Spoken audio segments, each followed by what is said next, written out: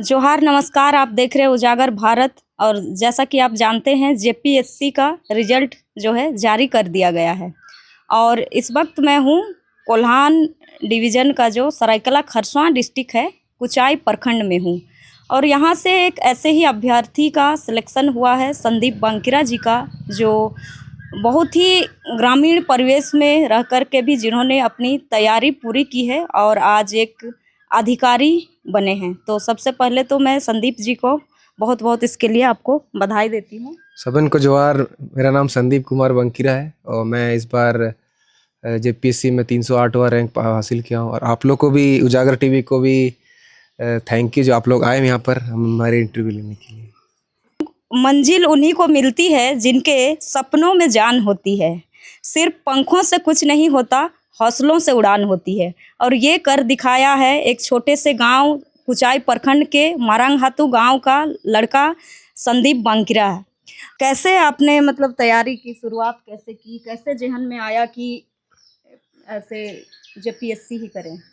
नहीं, मैं थोड़ा रूरल एरिया मतलब गाँवी क्षेत्र से बहुत जुड़ा हुआ हूँ। तो मतलब हम लोगों के लिए, गाँव क्षेत्र के लिए एक जेपीएससी एक बहुत बड़ा एग्ज़ाम होता है।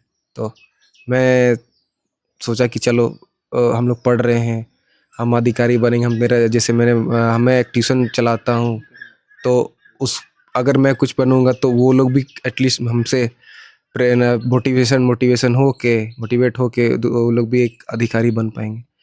तो आज मैं हूँ।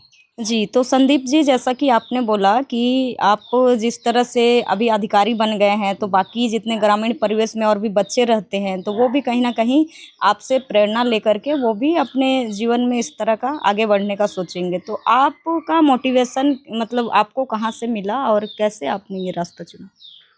मैम, मुझे ऐसा लगता है, मेरा एक पर्सनल व्यू है जी। कि अगर आपको किसी को आइडल मांगना है या प्रेरणा मांगना है तो पहले अपना घर से ही स्टार्ट होना चाहिए। तो मैंने शुरू से ही मेरे अंकल को देखा है काम करते हुए। मेरे पापा जैसे हमेशा एग्जाम्पल देते रहते हैं तो उनके, कि उनके तरह बनो, उसके तरह बनो, उनके तरह ही रहना, वो अच्छा कर रहे हैं तो उनके। तो मैंने हमेशा उन्हीं को ही फॉलो किया है, उनका फुटस्टेप फॉलो किया है। बोलने के लिए मैं डरता हूँ अभी बात वो ये करने में, बट वो मेरे लिए चाइल्डहुड हीरो रहे हैं।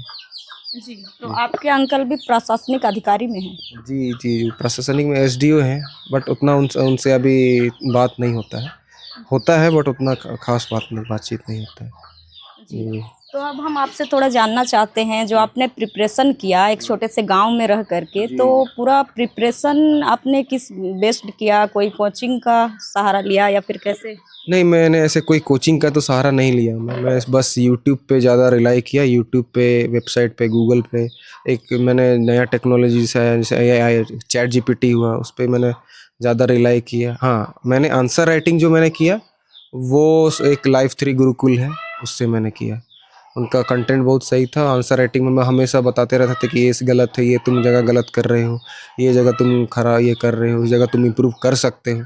तो मैंने उन गलतियों से सीखा, किया। तो हाँ जी। और एक चीज़ है, मैंने एक आंसर को थोड़ा अच्छा बनाना के लिए आईएएस हब करके एक है, गूगल पे आप जाओगे तो आप सर्च करोगे तो उनका एक फ्री मटेरियल्स आता है, वहाँ पॉकेट नोट्स है, तो वहाँ से मैंने ग्रैब किया, वहीं से मैंने जी, किया। जी।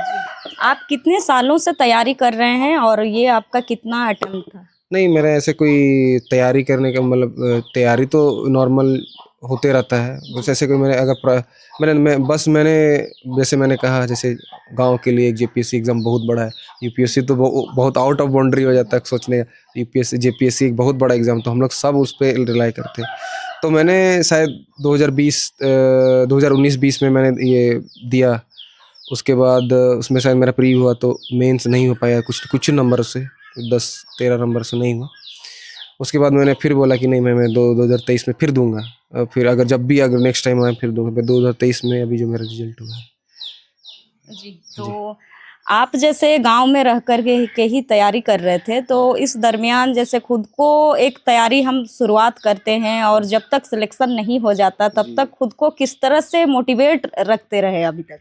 नहीं, अगर आपको मोटिवेट होना है तो आपको कुछ कुछ मेरे हिसाब से हॉबी एक फॉलो करना होगा। जैसे मेरा एक हॉबी था टीचिंग, रनिंग, प्लेइंग, मतलब टीचिंग। मेरा रनिंग एक हॉबी है, फिर एक ऑब्जर्विंग थिंग्स, इंटरेक्शन मेरा हॉबी है। तो मैं, अगर मुझे कोई नया, जैसे आप लोग आए हैं तो हमको आपसे इंटरेक्ट करने में बहुत अच्छा लग रहा है। और अगर हमको कुछ आपका कुछ अच्छा लगेगा, कुछ भी चीज़, तो मैं अपने में शामिल इन्वाइब करना चाहूँगा, अपने में शामिल करना चाहूँगा। तो वो सी चीज़ मेरे को बहुत, वो एक बिहेवियर पैटर्न होता है, तो वो मुझे बहुत अच्छा लगता है। जी, तो ये कोल्हान का जो हमारा पूरा क्षेत्र है और जी। यहाँ पे मुख्यतः हो भाषा बोली जाती जी, है, जो जी। कि आप भी बोलते होंगे। जी। तो यहाँ कुचाई प्रखंड जो हमारा है, तो क्या कुछ यहाँ की 3-4 मुख्य समस्याओं को आप देखते हैं, जिनको मतलब आप अगर अधिकारी बतौर बनते हैं जी। हमारे क्षेत्र के लिए, तो उनको दूर करना चाहेंगे? नहीं, मैं प्राइमरी, अगर अगर मैंने देखा हो, तो मैंने गाँव में, अगर मैं जब तक रहा हूँ, तो मैंने देखा है कि एक बाल विवाह थोड़ा चला हुआ है। तो वो उसमें मेरा थोड़ा, अगर कभी होगा तो मैं प्राइम फ़ोकस मेरा वो रहेगा। उसके बाद मैं एजुकेशन पे बहुत ज़्यादा फ़ोकस करता हूँ। ख़ासकर फीमेल लोगों के लिए मैं फीमेल एजुकेशन के लिए बहुत सोचता हूँ कि उन लोग जितना ज़्यादा से ज़्यादा पढ़े वो सही है। उसके बाद जैसे कि मैंने एक इश्यू देखा है, जैसे कि मेरे गाँव में नहीं, पूरे एरिया में है, कि जैसे कि बहुत लोग रिलाई करते हैं, मेला हो गया, फुटबॉल हो गया, उन लोगों के लिए एक मेला है। बट हमको एक, अगर आपको खेलना है तो आप इस तरह खेलिए कि आप एक नेशनल लेवल प्लेयर बन सके। इसे नहीं कि टाइम पास के लिए, एक सीज़न बेस के लिए खेलिए। खेलना है, आपको रोज़गार करना है, कुछ भी करना है, आपको अगर कुछ किसी भी चीज़ में भी आपको जाना है, तो उस टॉप लेवल में जाना चाहिए। ये नहीं कि चलो लो खेल लिए, चलो इतना देर ही खेलना था, इतना ही मेरा लाइफ है, वो अच्छा नहीं है। आपको आपको रोज़गार करने के लिए कुछ ना कुछ तो चाहिए ही। तो ये एक फुटबॉल खेलते हैं, उनका भी एक रोज़गार हो जाता है, बट अगले सीज़न, जब सीज़न नहीं होता है, तो उस टाइम क्या करोगे?